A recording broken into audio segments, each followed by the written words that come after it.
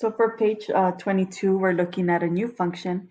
A function that is defined by two or more equations over a specified domain is called a piecewise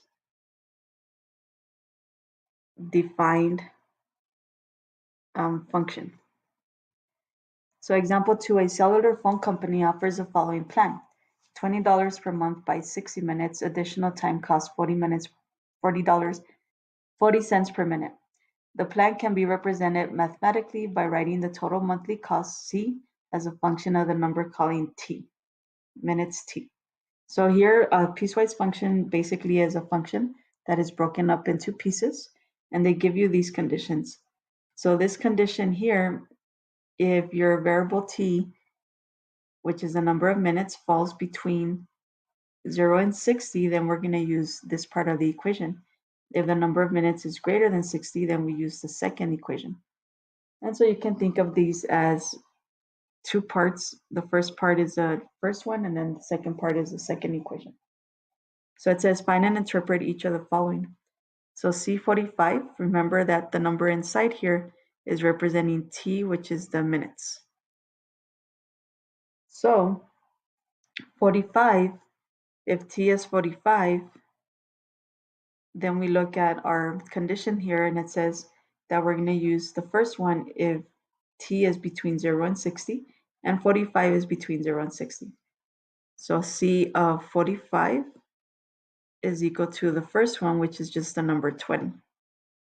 And so it says to interpret this. So what we would say is if 45 minutes are used, the cost is $20. Okay. On the next one, T is equal to 60 minutes.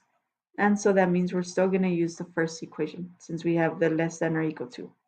So C of 60 is still going to just be 20. And then the last one here, T is equal to 90. 90 is greater than 60. That means we have to use the second equation. So the second equation is CT of 20 plus 0.40, T minus 60. So here we know that T is 90.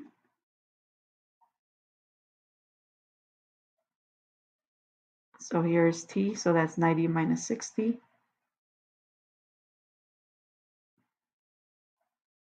90 minus 60 is 30. So C of 90 is equal to 20 plus 12, which would be 32. So the interpretation is if you use 90 minutes, then you will have to pay $32.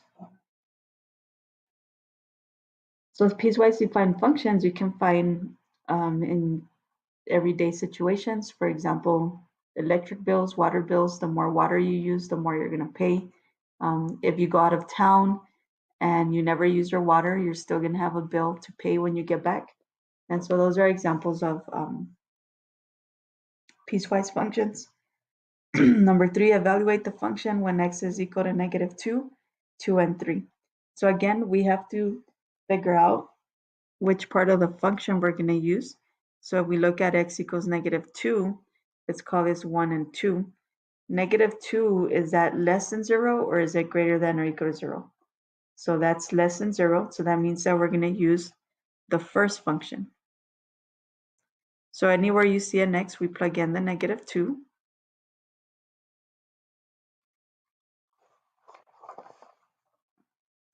-2 squared is 4 plus 1 is 5.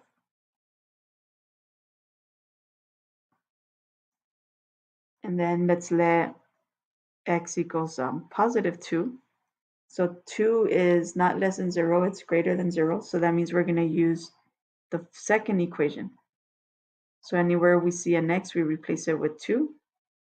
So f of 2 is equal to 1. To graph this functions, then we can do the following. We can apply what we learned in section 1.1. And so I'm going to graph the first function, f of x is equal to 3, and I'm going to use a table. Now in the first chapter, we said you can pick any value for x, and you still can. However, we have some restrictions. So we're going to use this first one whenever x is less than or equal to -1. So numbers that are less than or equal to -1 would be -3, -2, and -1. So if x is -3, we would plug it in for x, but then there's no x here. So this is telling us that f of x is always going to be 3. So my y value is always going to be 3. Now something important that we need to talk about first is if you have a greater than or a less than sign, we're going to use an open circle. If we have a less than or equal to, greater than or equal to, then we're going to use a closed dot. This represents that it's part of the graph. This is not part of the graph. So I'm going to graph this line. So we have -3 and +3, -2 and +3, and -1 and +3.